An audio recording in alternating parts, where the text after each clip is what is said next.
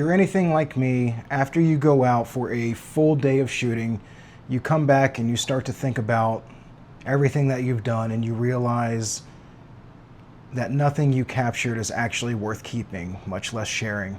In camera, everything looked good. The exposure was set properly. Your white balance was right.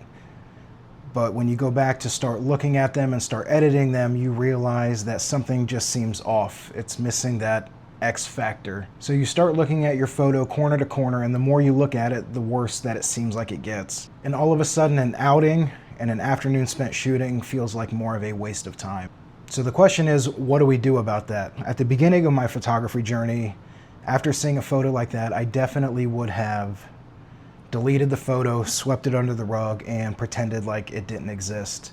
And then I would start to feel bad about my progress and whether I was capable of capturing the photos that I admired so much in others. But as I've matured and kept progressing, what I've realized is that every time that we go out to photograph and to shoot, whether we end up liking or not liking the photographs that we capture, there's always something to be learned. There's always a lesson to be taught, as long as we are open to changing our mindset and looking at things from a new perspective. And while I don't believe that looking at your own work or anybody else's is purely objective, because art in and of itself is subjective in the way that we look at it, the way that it makes us feel, it's going to change from person to person.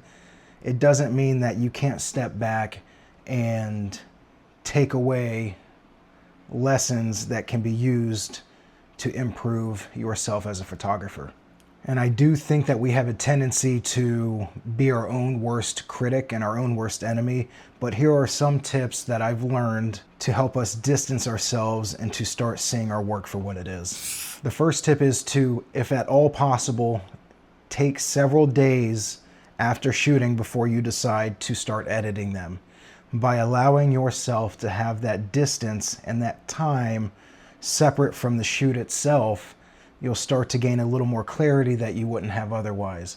You'll start to forget the way the scene looked. You'll start to forget the way that you felt, the anticipation that you felt right before you hit the shutter button. And you'll be able to take the emotion out of the picture itself and look at it with a more clear set of eyes and a clear mind. And I know from personal experience that in the times that I did allow myself to wait before I started looking at the photos that I had taken from a previous outing, I was more kind to myself. I started to see things that maybe I wouldn't have otherwise, things that I actually liked, and photos that jumped out to me in a positive way that when I took the picture itself didn't seem all that special. And tip number 2 actually ties into the first one, and that is to try to see your own photos as if they were somebody else's. Scan the photo, what jumps out at you in a positive way? What did you like about the photograph? Maybe it was the contrast or the colors or the composition. What didn't you like? Maybe there was something on the edge of the frame that you wish you would have removed, or maybe you wish you would have taken a couple steps in or moved to the left or to the right to capture a detail and more clarity. But by deconstructing the image into the good and bad bits, you'll start to build those blocks and build a foundation that will make you a better photographer in the long run. And tip number 3 is to find somebody that you trust that you can show your pictures to. I know that every time that I come back from an outing, the first person that I'm going to show is my wife. Not because I want her to immediately critique the work that I'm doing, but she was just genuinely interested in what I'm interested in, and for that I am eternally grateful. But what I realized was that she has an eye and she has a natural distance from all those emotions that I talked about at the beginning of the video. She wasn't there composing the picture. She wasn't there feeling the anticipation that I felt of all of those puzzle pieces falling into place when I hit the shutter button. And so she can see the photo for what it is. You do have to be careful though. You want to make sure that you give permission to whoever you show these photos to be truthful about how they feel about them, to offer constructive criticism.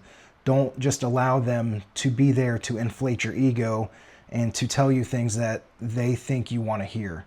because ultimately that is going to just stunt your growth as a photographer and hurt you in the long run. Finally, this last point might be the most important, and that is to just not be too hard on yourself. Realize that if you stick with this long enough, you're going to end up taking tens of thousands of photographs in your journey. And I've talked about this in another video, but love the process of going out and taking the photos, but try your best to become detached to the results of what you're doing. And I know that that is easier said than done, but when you go out and you find the perfect background with the perfect light, and you are patient and you wait for the perfect subjects, and you're able to compose them in the way that you feel good about, and you hit that shutter button, everything after that is out of your control. So do everything that you can to put the pieces in place to give yourself the best chance of a great photograph. Try to distance yourself from the results of whatever it is that you did. But remember that not every photo that we take is going to be a 10 out of 10. Because if we did, it wouldn't feel nearly as special to go out, capture the world through our lens, and then create something that we're truly proud of. But that's all I have in this video. Thank you for watching, and I'll see you in the next one.